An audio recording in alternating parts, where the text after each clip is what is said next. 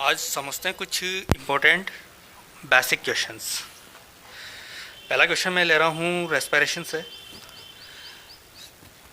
पूछा जाता है व्हाट इज़ पास्चर इफेक्ट। तो पास्चर इफेक्ट क्या होता है समझते हैं। The inhibitory effect of oxygen on the anaerobic respiration is called Pasteur effect.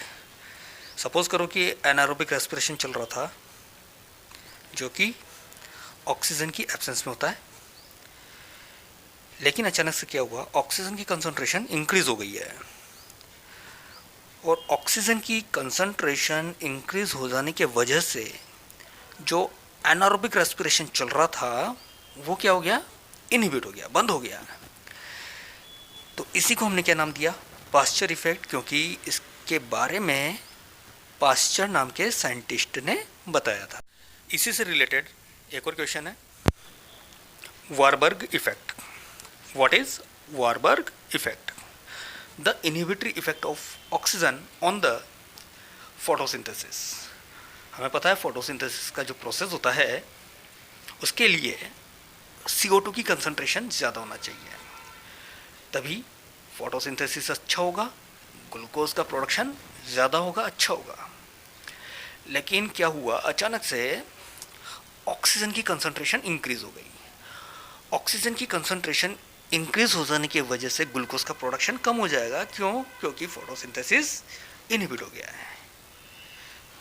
The inhibitory effect of oxygen on the photosynthesis is called Warburg effect. इसके बारे में Warburg नाम के साइंटिस्ट ने बताया था। एक क्वेश्चन समझते हैं हम एक्शन स्पेक्ट्रम एब्जॉर्प्शन स्पेक्ट्रम से। क्या होता है एक्शन स्पेक्ट्रम और एब्जॉर्प्शन स्पेक्ट्रम के बारे में सबसे पहली बार एंजलमैन नाम के साइंटिस्ट ने बताया था। उन्होंने बताया, वो समझते हैं। ये तो हमें पता है, फोटोसिंथेसिस होने के लिए फोटोसिंथेटिक पिगमेंट्स होते हैं, जैसे कि chlorophyll A, chlorophyll B, carotenoids. और ये जो पिगमेंट्स होते हैं सनलाइट की अलग अलग वेवलेंथ का एब्जॉर्प्शन करते हैं, अलग अलग वेवलेंथ की लाइट का एब्जॉर्प्शन करते हैं।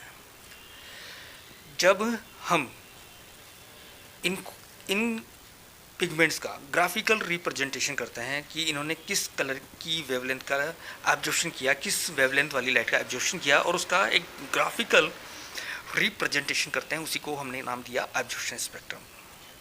ठीक है, कि कौन सा पिगमेंट कौन से वेवलेंथ की लाइट का एब्जॉर्प्शन ज़्यादा कर रहा है, कम कर रहा है या नहीं कर रहा है।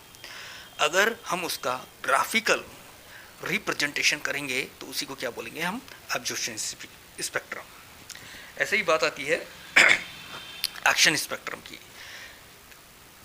किस वेवलेंथ की लाइट पर रेट ऑफ फोटोसिंथेसिस ज़्यादा हुई, किस वेवलेंथ की लाइट पर रेट ऑफ फोटोसिंथेसिस कम हुई। अगर हम उसका ग्राफिकल रिप्रेजेंटेशन करेंगे तो इसको बोलेंगे हम एक्शन स्पेक्ट्रम। समझते हैं एक और क्वेश्चन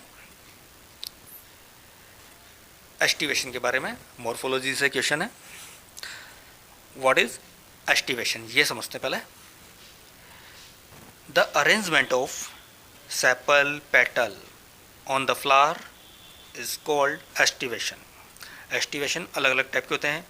जनरली पूछा जाता है जैसे ट्विस्टेड टाइप का एस्टिवेशन कहाँ पर मिलेगा, तो ट्विस्टेड मिल सकता है कहाँ पर, कॉटन में, मालवेसी में, लेडी फिंगर्स में, और लेडी फिंगर मतलब भिंडी में, और मिलेगा तुम्हें कहाँ पर, ये चाइना रोज़ में। ठीक है, तो इसको याद करने का एक ही ट्रिक है, चाइना लेडी कॉटन की साड़ी में ट्विस्टेड लग रही है। चाइना मतलब चाइना रोज़, लेडी मतलब लेडी फिंगर, ट्विस्टेड मतलब ट्विस्टेड एस्टिवेशन, और कॉटन हमने एग्जांपल ले लिया।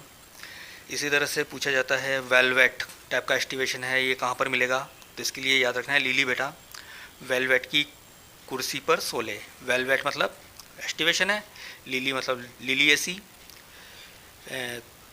कुर्सी मतलब क्रूसीफेरी, और सोले मतलब सोलेनेसी। इस तरह से हमें कुछ ट्रिक्स याद रखनी है। लेकिन अगर हमें याद करने का या मेमोरी इंक्रीज करने का ट्रिक चाहिए तो उसका सबसे बेस्ट ट्रिक यही होगा कि हम सबसे ज़्यादा से ज़्यादा अपने आप से क्वेश्चंस बनाएं और क्वेश्चंस कॉलम में के ज़्यादा बनाएं। और हमें सेमी कॉन्सेप्चुअल क्वेश्चंस की प्रैक्टिस करनी है। तो इसके लिए एनसीईआरटी की हर एक लाइन से करेक्ट इनकरेक्ट स्टेटमेंट बनाएं, उन्हीं को घुमा फिरा कर बनाते जाएं और प्रैक्टिस करें।